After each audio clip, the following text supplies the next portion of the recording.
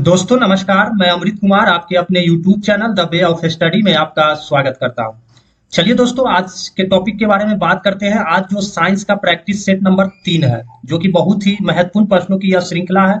30 प्रश्नों की यह श्रृंखला है। इससे पहले दोस्तों सेट 1 और सेट 2 हमारे चैनल पे आ चुका है, जो कि आपको प्लेलिस्ट साइंस के प्लेलिस्ट में आपको मिल जाएंगे। अगर दोस्तों अभी तक आपने विजिट नहीं किया है हमारे चैनल को, तो हमारे channel the way of study को आप विजिट करें और सब्सक्राइब कर लें। साथ ही साथ वीडियो अच्छा लगे तो एक लाइक करें और कमेंट करके अपनी राय जरूर दें। चलिए दोस्तों शुरू करते हैं। उससे पहले दोस्तों इसका पीडीएफ आपको हमारे टेलीग्राम ग्रुप पे मिल जाएंगे, तो हमारे टेलीग्राम ग्रुप को आप ज्वाइन कर लें, जिसका लिंक आपको डिस्क्रिप्शन में मिल जाएगा। चलिए बात करते हैं आज के पहले प्रश्न के बारे में। दोस्तों आज का जो पहला प्रश्न है वह इस प्रकार है। कह रहा है कि निम्नलिखित में से कौन सा रोग मुख्यतः दूध के माध्यम से फैलता है।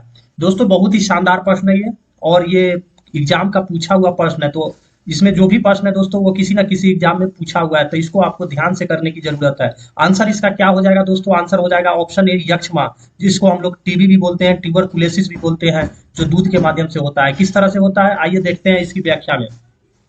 व्याख्या में दोस्तों कह रहा है कि मवेशियों के एम बेबीज, ये आपको ध्यान रखना है, ये जो जीवाणु है ये मवेशियों के दूध में संक्रमित होते हैं, यानी एम बेबीज संक्रमित दूध के द्वारा मानव में यक्ष्मा या ट्यूबरकुलोसिस रोग होता है।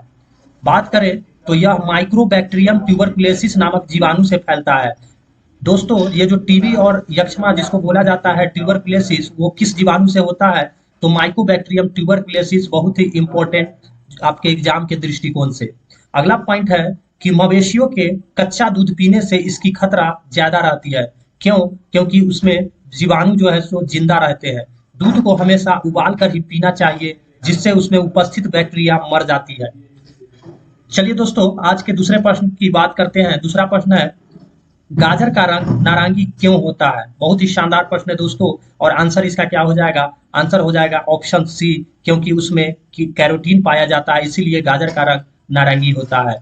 चलिए बात करें अगले प्रश्न की। क्वेश्चन नंबर 3 कह रहा है कि स्कर्वी रोग किस विटामिन की कमी के कारण होता है? ये भी बहुत शानदार प्रश्न है दोस्तों, और हम लोग इसके बारे में सेट 2-1 में डिस्कस कर चुके हैं। बाकी इसका आंसर क्या हो जाएगा? आंसर हो जाएगा ऑप्शन बी, विटामिन सी के कमी के कारण स्कर्वी रोग होता है। विटामिन सी को दोस्तों स्कर्विक एसिड भी बोला जाता है, ये हम लोग जानते हैं। चलिए बात करते हैं व्याख्या की। तो विटामिन सी का जो रासायनिक नाम है वह स्कर्विक एसिड है, और इसका रासायनिक सूत्र C6H10O6 है। ये आपको दोस्तों ध्यान में रखना है इसका रासायनिक सूत्र, क्योंकि ये आपसे पूछे जा सकते हैं स्कर्विक एसिड का रासायनिक सूत्र। बात करें अगले पॉइंट की, तो यह जल में विलय विटामिन है, यानी जल में घुलनशील है।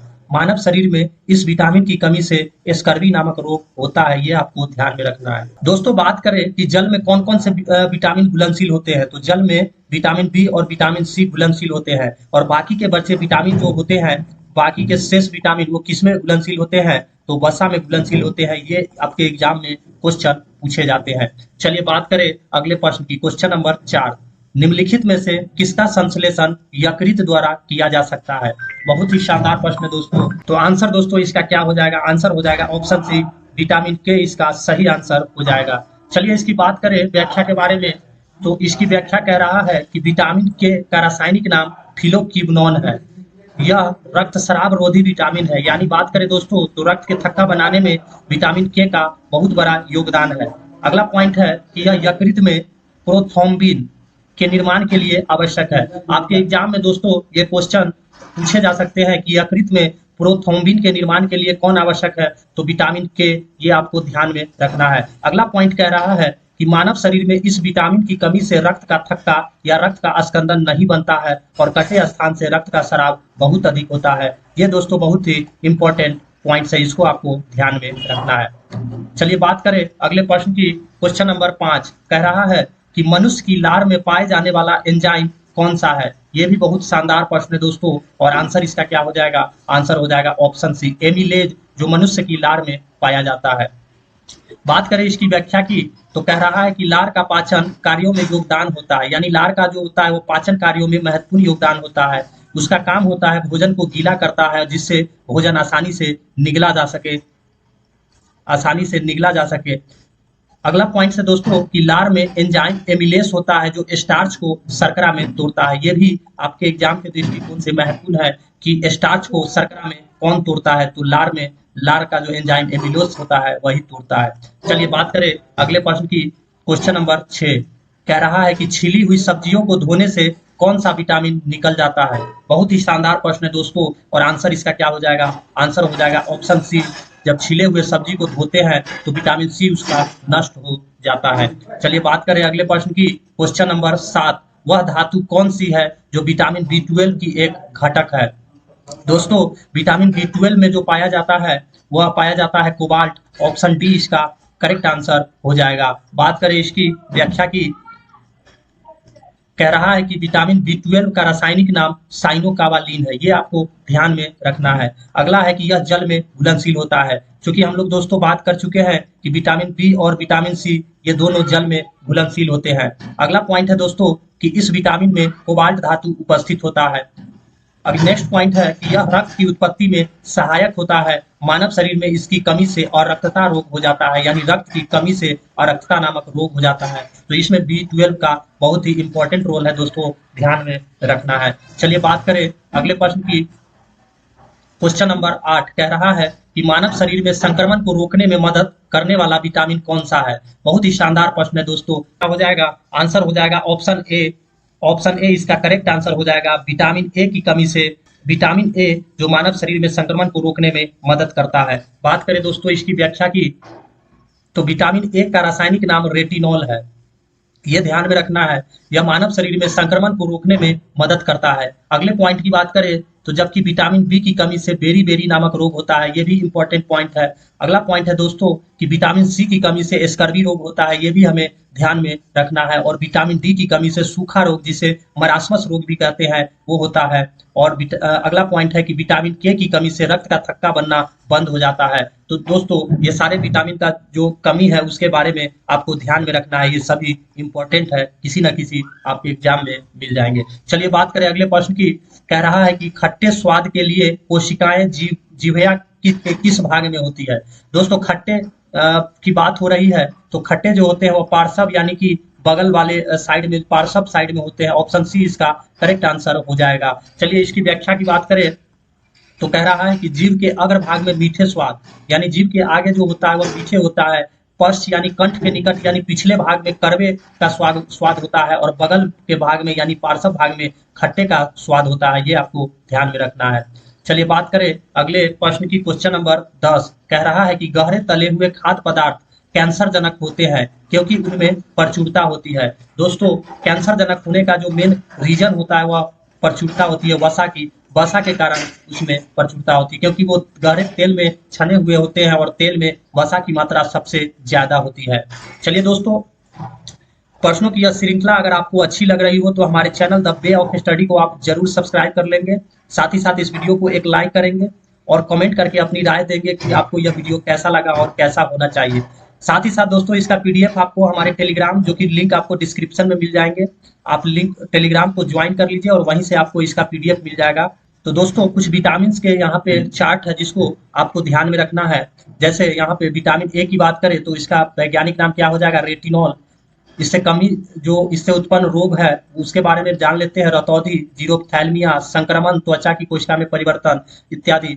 और इसके जो प्रमुख स्रोत है वो क्या क्या लेने से सही होगा, तो गाजर, हरी सब्जियां, दूध, मक्खन, अंडा, यकृत, मछली तेल इत्यादि। इसी तरह से दोस्तों ये चार्ट आपके लिए इंपॉर्टेंट है, जो कि आपको इसको एक बार पढ़ लेना चाहिए। विटामिन B1 की अगर वैज्ञानिक नाम बात करें तो इसको थायमिन बोला जाता है, इसकी कमी से बेरी रोग होता है। विटामिन B2 को राइबोफ्लोविन, विटामिन B3 को नियासिन या निकोटीन अम्ल बोला जाता है। विटामिन B5 को पेंटोथोनिक अम्ल। बात करें विटामिन B7 के बारे में तो इसका जो नाम है वो बायोटीन। विटामिन B9 की बात करें तो फॉलिक अम्ल। Vitamin B12 साइनोकावालिन। विटामिन C की बात करें तो ascorbic acid. Vitamin D calciferol. Vitamin E tocopherol और विटामिन K नैप्थोक्विनोन। तो इस तरह से दोस्तों इससे होने वाले रोग और इसके जो स्रोत है जिससे आप इसको सही किया जा सकता है, ये सारे चार्ट में आपको दिए हैं, आप इसको ध्यान से पढ़ लेंगे। चलिए बात करें अगले क्वेश्चन की। तो कह रहा है कि पेयजल में ब्लीचिंग पाउडर का प्रयोग किस रूप में किया जाता है। बहुत ही शानदार प्रश्न है दोस्तों। और बात करें ब्लीचिंग पाउडर का तो इसका जो प्रयोग किया जाता है वह रोगाणुनाशी के रूप में किया जाता है, यानी कि उसमें जो जीवाणु होते हैं, बैक्टीरिया होते हैं, उसके नाश करने में इसका प्रयोग किया जाता है। बात करें इसकी व्याख्या की तो कह रहा है कि रासायनिक दृष्टि से ब्लीचिंग पाउडर का सूत्र CaOCl2 होता है। ये इंपॉर्टेंट है, आपके एग्जाम में पूछे जाते हैं सूत्र इसका, जिसका नाम कैल्शियम हाइपोक्लोराइट है। ये भी आपके एग्जाम में नाम पूछे जाते हैं। बात करें दोस्तों अगले पॉइंट की, तो रोगाणुनाशी के रूप में जल को शुद्ध करने में विरंजक के रूप में इसका प्रयोग किया जाता है ब्लीचिंग पाउडर का। ये आपको ध्यान में रखना है। चलिए बात करें अगले प्रश्न की, क्वेश्चन नंबर 12, बिजली के बल्ब में क्या भरा होता है? ये तो दोस्तों इसका जो आंसर हो जाएगा ये ऑप्शन गलत है, ये ऑप्शन मिसप्रिंट है। तो इसका जो सही आंसर हो जाएगा, बिजली के बल्ब में क्या हो जाएगा, आर्गन या नाइट्रोजन भरा जाता है। बात करते हैं इसकी व्याख्या के बारे में, तो कह रहा है कि विद्युत बल्ब में टंगस्टन धातु का तंतु यानी फिलामेंट लगा होता है। ये इंपॉर्टेंट है दोस्तों, एग्जाम में पूछे जाते हैं कि विद्युत बल्ब का फिलामेंट किसका बना होता है, तो टंगस्टन का। अगला पॉइंट है कि टंगस्टन के ऑक्सीकरण को रोकने के लिए बल्ब के अंदर निर्वात कर दिया जाता है, जिसमें आर्गन या नाइट्रोजन गैस भर दी जाती है ताकि उच्च ताप पर टंगस्टन का वाष्पीकरण न हो। चलिए दोस्तों बात करते हैं अगले प्रश्न की, क्वेश्चन नंबर 13, पीएच स्केल का परिसर मान कितना होता है? बहुत ही शानदार प्रश्न है दोस्तों, और आंसर इसका क्या हो जाएगा, आंसर हो जाएगा ऑप्शन सी 0 से 14 इसका परिसर मान होता है। बात करें इसकी दोस्तों व्याख्या की, कह रहा है कि पीएच पदार्थ के अम्लीयता तथा क्षारीयता के बारे में बताता है, यानी कि कोई पदार्थ अम्लीय है या क्षारीय है उसके जो पहचान करता है वो पीएच मान करता है। अगला पॉइंट है कि इस पैमाने पर किसी पदार्थ की क्षारीयता एवं अम्लीयता 0 से 14 के बीच में मापी जाती है। अगला पॉइंट है दोस्तों कि जब पीएच मान 7 से ज्यादा होता है तो वह क्षारीय कहलाता है। अगला पॉइंट है कि जब पीएच मान 7 से कम होता है तो वह अम्लीय कहलाता है। और नेक्स्ट पॉइंट है कि जब पीएच मान 7 के बराबर होता है तो वह पदार्थ उदासीन कहलाता है। बहुत ही इंपॉर्टेंट पॉइंट्स है दोस्तों, इसको आपको ध्यान में रखना है। चलिए बात करें अगले प्रश्न की, क्वेश्चन नंबर 14, लोहे में बहुत शीघ्र जंग कहाँ लगता है? बहुत ही शानदार प्रश्न है दोस्तों, और ये ऐसे ही गहराई वाले प्रश्न आपके एग्जाम में पूछे जाएंगे। आंसर इसका क्या हो जाएगा, तो आंसर हो जाएगा दोस्तों समुद्र का जल, ऑप्शन बी इसका करेक्ट आंसर हो जाएगा। बात करें इसकी व्याख्या की, तो कह रहा है कि लोहे में तीव्र ऑक्सीकरण के लिए पानी जिम्मेदार होता है। ये बात सही है, लेकिन बात करें कौन सा पानी, तो शुद्ध जल से भी जंग लगते हैं, परंतु नमक युक्त जल से ज्यादा मात्रा में शीघ्र जंग लगते हैं, जल्दी जंग लगते हैं। अंतर नमक युक्त जल एक अच्छा चालक होता है। और चूंकि हम लोग जानते हैं दोस्तों कि समुद्र का जल जो होता है वह बहुत ज्यादा खरा होता है अन्य जलों की तुलना में, या वर्षा का जल हो या नदी का जल हो, इसीलिए समुद्र के जल से लोहे में जंग जल्दी लगेगा, शीघ्र लगेगा। चलिए बात करें अगले प्रश्न की, तो कह रहा है कि जिंक जस्ता का लेप लगा देने से लोहे में जंग नहीं लगती है, इस प्रक्रिया को क्या कहते हैं? बहुत ही शानदार प्रश्न है दोस्तों, आंसर हो जाएगा गैल्वेनाइजेशन, ऑप्शन ए इसका करेक्ट आंसर हो जाएगा। चलिए बात करते हैं अगले प्रश्न की, क्वेश्चन नंबर 16, वायु में नाइट्रोजन गैस के लिए प्रतिस्थापित निष्क्रिय गैस कौन सी है जिसका प्रयोग गहरे समुद्र में गोताखोरों के द्वारा किया जाता है? बहुत ही शानदार प्रश्न है दोस्तों, और आंसर इसका क्या हो जाएगा, आंसर हो जाएगा ऑप्शन डी हीलियम इसका करेक्ट आंसर हो जाएगा। बात करें इसकी व्याख्या के बारे में, तो दोस्तों कह रहा है कि गोताखोरों के द्वारा हीलियम गैस का प्रयोग किया जाता है। यह गैस, अगला पॉइंट, यह गैस नाइट्रोजन के नार्कोसिस यानी कि नाइट्रोजन जो सुप्त करने लगता है उसके प्रभाव को कम करता है, और वह नाइट्रोजन को जागृत करने का काम हीलियम गैस के द्वारा किया जाता है। साथ ही साथ यह ऑक्सीजन की विषाक्तता यानी ऑक्सीजन का जो उसका क्षेत्र होता है उसको समाप्त न करके उसको बनाए रखने का काम भी हीलियम गैस का होता है। वास्तव में अगर देखा जाए तो गोताखोर ऑक्सीजन, हीलियम और नाइट्रोजन ये त्रिमिश्रण गैस का प्रयोग समुद्रों में करते हैं। ये आपको दोस्तों ध्यान में रखना है। चलिए बात करें अगले प्रश्न की, क्वेश्चन नंबर 17, फ्लैश बल्ब का तार किसका बना होता है? बहुत ही शानदार प्रश्न है दोस्तों, और ऐसे प्रश्न आपके एग्जाम में आने की उम्मीद है। आंसर इसका क्या हो जाएगा, आंसर हो जाएगा ऑप्शन ए मैग्नीशियम के तार का बना होता है फ्लैश बल्ब का तार, फ्लैश बल्ब। चलिए बात करते हैं इसकी व्याख्या के बारे में, तो फ्लैश बल्ब का तार मैग्नीशियम के बने होते हैं। अगला पॉइंट है कि फ्लैश बल्ब में मैग्नीशियम फिलामेंट के साथ ऑक्सीजन गैस भरी होती है। ये बहुत ही अच्छा पॉइंट है कि फ्लैश बल्ब में कौन सी गैस भरी होती है, तो ऑक्सीजन गैस भरी जाती है, जो कैमरा शटर के संपर्क में आने के कारण विद्युत प्रकाश उत्पन्न करता है। ये दोस्तों आपको ध्यान में रखना है, ये आपके एग्जाम में पूछे जाने लायक मटेरियल है। चलिए बात करें अगले प्रश्न की, तो निम्नलिखित में से किसकी भेदन क्षमता सबसे अधिक होती है? बहुत ही शानदार प्रश्न है दोस्तों, और आंसर क्या हो जाएगा, गामा किरणें, ऑप्शन सी इसका करेक्ट आंसर हो जाएगा। बात करें दोस्तों इसकी व्याख्या की, तो कह रहा है कि भेदन क्षमता विपरीत रूप से आकार से संबंधित होते हैं।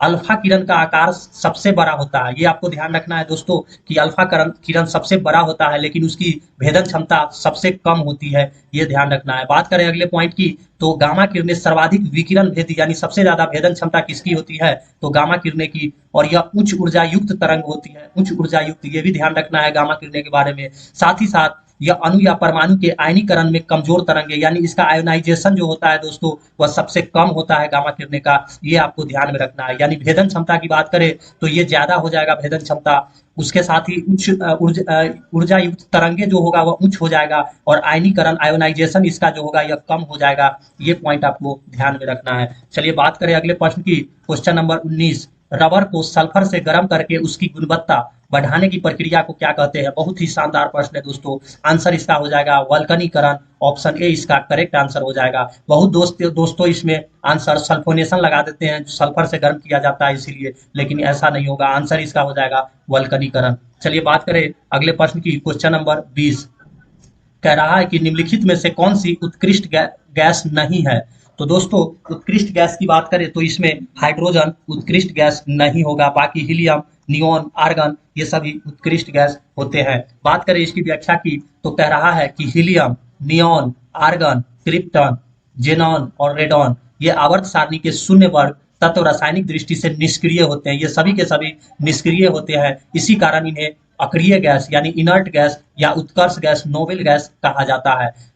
यहाँ पे दोस्तों एक इंपॉर्टेंट पॉइंट है कि रेडॉन को छोड़कर अन्य सभी अक्रिय गैस वायुमंडल में पाई जाती है, लेकिन रेनॉन जो है वह उसे प्रयोगशाला में बनाया जाता है, ये आपको ध्यान में रखना है। चलिए बात करें अगले प्रश्न की, क्वेश्चन नंबर 21, रॉकेट किस सिद्धांत पर कार्य करता है। बहुत ही शानदार प्रश्न है दोस्तों, और आंसर इसका क्या हो जाएगा, न्यूटन के तृतीय गति नियम, ऑप्शन ए इसका करेक्ट आंसर हो जाएगा। चलिए बात करें अगले प्रश्न की, क्वेश्चन नंबर 22, बादल किस कारण वायुमंडल में तैरते हैं। ये भी बहुत ही अच्छा प्रश्न है, आंसर इसका क्या हो जाएगा, तो निम्न घनत्व के कारण, ऑप्शन बी इसका करेक्ट आंसर हो जाएगा। इसकी अगर व्याख्या की बात करें दोस्तों तो वो कह रहा है कि बादल हवा में तैरता है क्योंकि समान आयतन के बादलों का घनत्व समान आयतन की सूखी हवा से कम होती है। यानी कि जो सूखी हवा होती है उसका जो घनत्व होता है वह बादलों के घनत्व से ज्यादा होता है और बादलों का घनत्व कम होता है, इसीलिए बादल हवा में तैरता है। जैसे तेल पानी पर तैरता है क्योंकि यह पानी से कम सघन होता है, इसी प्रकार बादल भी हवा में तैरता है क्योंकि बादल में नमी पूर्ण हवा का सघनता सूखी हवा से कम होता है।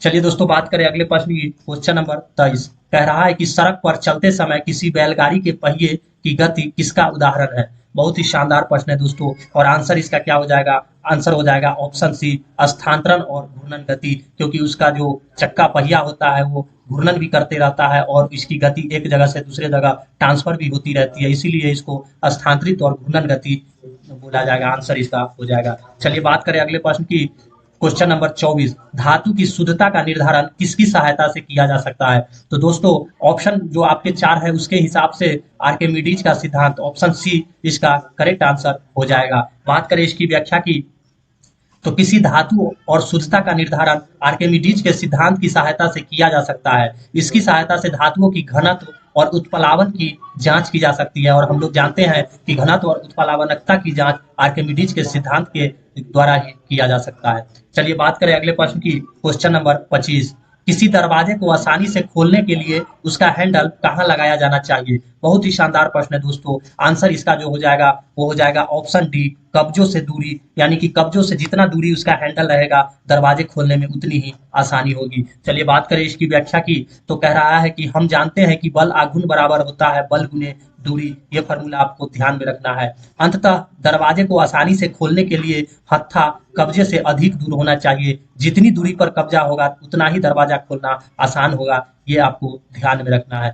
चलिए बात करते हैं अगले प्रश्न की, क्वेश्चन नंबर 26, सितारों की दूरी किससे मापी जाती है। बहुत ही शानदार प्रश्न है, तो आंसर दोस्तों इसका करेक्ट हो जाएगा ऑप्शन डी प्रकाश वर्ष, यानी कि खगोलीय दूरी का जो मात्रक होता है वह खगोलीय दूरी जो मापा जाता है दोस्तों वह प्रकाश वर्ष में मापा जाता है। ऑप्शन डी इसका करेक्ट आंसर हो जाएगा। चलिए बात करें अगले प्रश्न की। क्वेश्चन नंबर 27, 1 माइक्रोन किसके बराबर होता है? बहुत ही शानदार प्रश्न है दोस्तों, और ये हर एग्जाम में आपको देखने को मिल जाएंगे। आंसर हो जाएगा 10⁻⁻6 मीटर। ऑप्शन बी इसका करेक्ट आंसर हो जाएगा। चलिए बात करें अगले प्रश्न की। क्वेश्चन नंबर 28, जल का सर्वाधिक घनत्व किस पर होता है? तो दोस्तों जल का जो सर्वाधिक घनत्व होता है वह होता है 4 डिग्री सेंटीग्रेड सेल्सियस पे। ऑप्शन सी इसका करेक्ट आंसर हो जाएगा।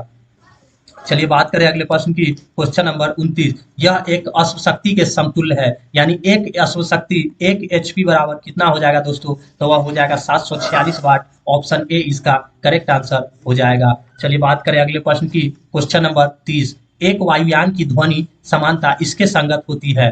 तो दोस्तों एक वायुयान की जो ध्वनि समानता होती है वह 100 डेसिबल के बराबर होती है। ऑप्शन बी इसका करेक्ट आंसर हो जाएगा ऑप्शन के हिसाब से। चलिए इसकी व्याख्या के बारे में बात करते हैं। तो कह रहा है कि एक जेट वायुयान जो 300 मीटर की दूरी से उड़ान भरते समय प्रायः 100 डेसिबल की ध्वनि उत्पन्न करता है। अगला पॉइंट है कि वायुयान की ध्वनि की तीव्रता जो मैक्सिमम हो सकता है वह 140 से 50 डेसिबल हो सकता है। इसका जो एक समानांतर दोस्तों ध्वनि मानी जाती है वह 120 डेसिबल वायुयान की ध्वनि मानी जाती है। अगर ध्वनि की तीव्रता इससे कुछ अधिक वृद्धि से होती है तो इसमें भयानक स्थिति उत्पन्न हो सकती है। अतः 120 डेसिबल जो है वह समानांतर ध्वनि की ध्वनि मानी जाती है वायुयान की। तो दोस्तों इस तरह से आज के कुल मिला के ये 30 प्रश्न, जो कि आज का जो साइंस का सेट नंबर ये 3 था। इससे पहले 2 सेट और हमारे चैनल के साइंस के प्लेलिस्ट में आपको मिल जाएंगे। अगर आपने अभी तक विजिट नहीं किया है तो आप चैनल को विजिट करें और वहां से आप सेट को देखें और समझें। चलिए दोस्तों आज के वीडियो में इतना ही। वीडियो पसंद आया हो तो हमारे channel the way of study को जरूर सब्सक्राइब करें। साथ ही साथ हमारे इस वीडियो को लाइक करें और कमेंट करके बताएं कि वीडियो आपको कैसा लगा। दोस्तों इसका पीडीएफ जो है हमारे Telegram the way of study के नाम से बना है, उसको ज्वाइन कर लें। लिंक आपको डिस्क्रिप्शन में मिल जाएंगे और वहां से आपको इसका पीडीएफ आपको मिल जाएंगे। साथ ही साथ दोस्तों सोशल मीडिया पे फॉलो करने के लिए हमारे इंस्टाग्राम आईडी, यहाँ से आप हमें सोशल मीडिया पे फॉलो कर सकते हैं। साथ ही साथ हमारे फेसबुक पेज को लाइक कर सकते हैं। चलिए दोस्तों आज के वीडियो में इतना ही। मिलते हैं अगले वीडियो में, तब तक के लिए नमस्कार, जय हिंद।